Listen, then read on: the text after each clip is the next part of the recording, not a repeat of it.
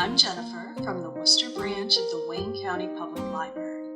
Since it won't be long until our gardens are starting to produce some fresh herbs, I thought today I would like to show you how to make some very simple herb salts or sugars that you can use to use up the surplus from your garden and to enhance the flavor of things that you cook.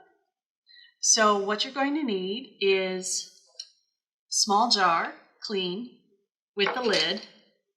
You'll want some sea salt, and it helps if you've dried your herbs a little bit to take some of the moisture out. Otherwise, it's going to get very clumpy in the jar. I've already started a jar here with some rosemary salt, so we'll get to that in a moment. But what I'm going to do is use a canning funnel to make it easier to get everything in there very neatly. And I'm going to start with a thin layer of the sea salt. And then what we do is just layer.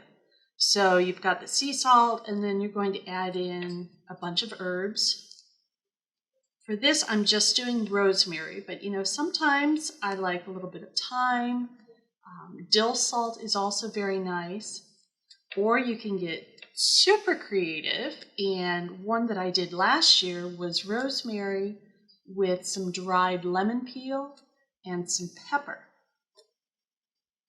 Now you want to get a nice layer of the herbs in here.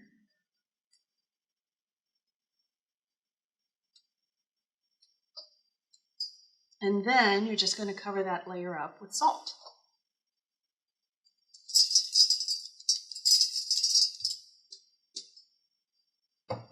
And you do it all over again.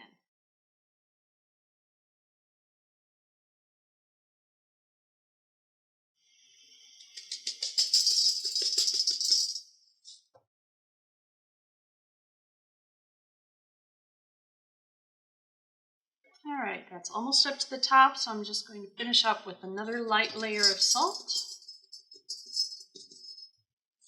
Take out the funnel and then add the lid.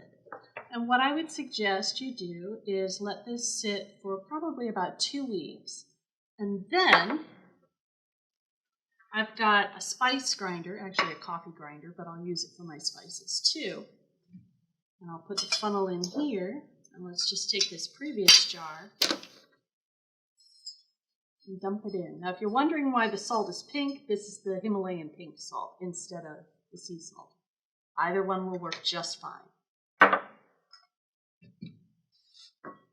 And then what I'm going to do is go ahead and grind this, and I'll show you what it looks like in a moment.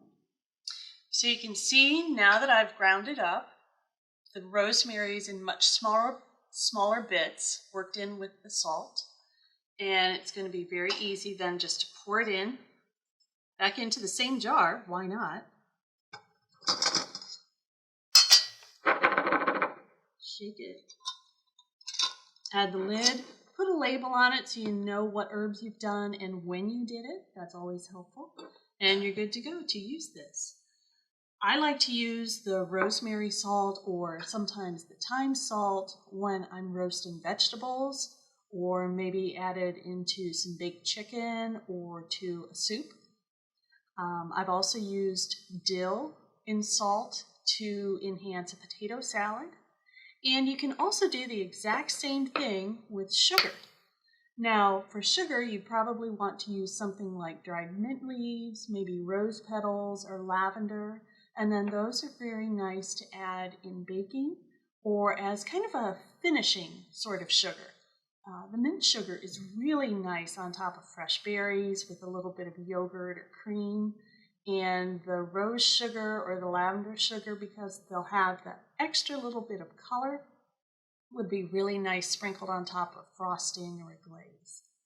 So that's all there is to it. It's very simple, just your herbs and either salt or sugar. And you can have so much fun adding extra flavor to whatever you want to cook or bake this summer.